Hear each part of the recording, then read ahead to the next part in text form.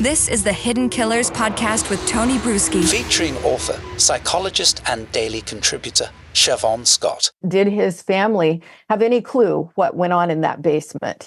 Because there were actually descriptions of having devices to suspend women from the ceiling. I mean, it was just horrifying. That's where you go back and you got to start wondering a little bit.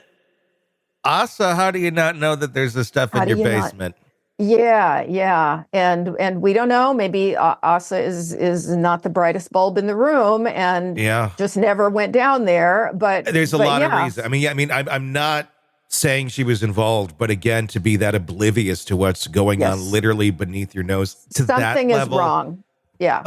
Maybe it was abuse. Maybe she would get the crap beat out of her if she goes down there. So she just never did. I mean, there's a lot of logical reasons why she could not, or why she didn't know these things, or just was willfully ignorant for survival. I don't know. But I think there's a lot of questions that still need to be answered. I call that a negative hallucination, where somebody just seems unable to see something that's right in front of them. So it could be that there's psychological problems with her. We don't know yet.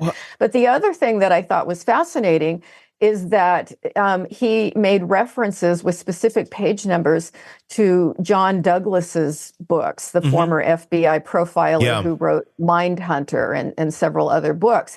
And I've always said that for normal people, we read about some of these awful crimes and the awful murders, and our gut reaction is horror. Yeah. But there is a certain percentage of people out there who are attracted to it and find it, I want to model myself after this. And then they use some of this information to become better killers. And he was clearly in that category. That's so scary. I mean, I remember reading How to Win Friends and Influence People. And I took a highlighter to parts because these are interesting things to live by, many years ago.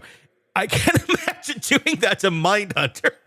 Unless I'm referencing a case and it's something I'm talking about. Right.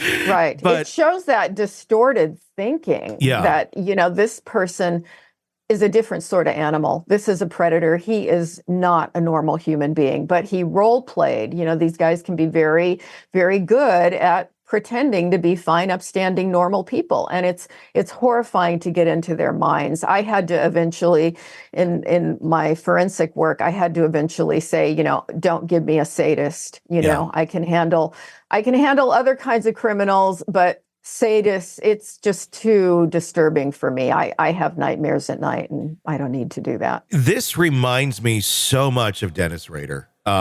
It's like another version. They could be brothers. I think. In terms of what they did, the way that they were able to carry on a life of a family, and nobody's the wiser for all of these years. And that's a good example there. That family there is a good example of being unaware of what was going on around you with this type of a criminal. It's just disturbing how similar they seem to be. And obviously we don't see a lot of these. At least we don't catch a lot of these, because I think maybe catch is the operative word, is because they're so good at hiding. Do you think he ever had a plan here, Rex, that he thought he would get caught at some point, and what to do when that happens? I think maybe he was grandiose enough to think he wasn't going to get caught. He had done this for so many years. He obviously was thinking through, washing out the body cavities, everything to remove any DNA. Yeah. It was just, I think this was a guy who really didn't want to get caught and took great pride in his work and thought that he wasn't going to get caught. So it probably surprised him when he did. And it's someone who did get caught. How does society get in front of some of these monsters before we discover there's this trove of, we know 6 now. I'm going to guess we're probably in the teens, 20s, 30s, 40s, 50s, maybe hundreds at the end of the day.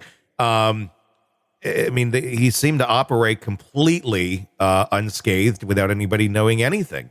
Is there a way to ever kind of get in front of this sort of thing so they're not able to operate the way that they do, and to stop it far earlier in the tracks? Yeah, I think we are doing a really good job with catching murderers quickly.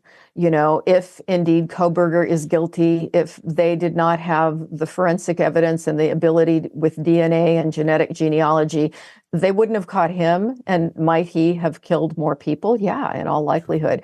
So there were many more serial killers active in the 70s, 80s, and even into the 90s. But once we got DNA technology, we're not seeing nearly as many. It's dropped dramatically. And so I think, let's pat the law enforcement efforts on the back because they are doing some good. Yeah.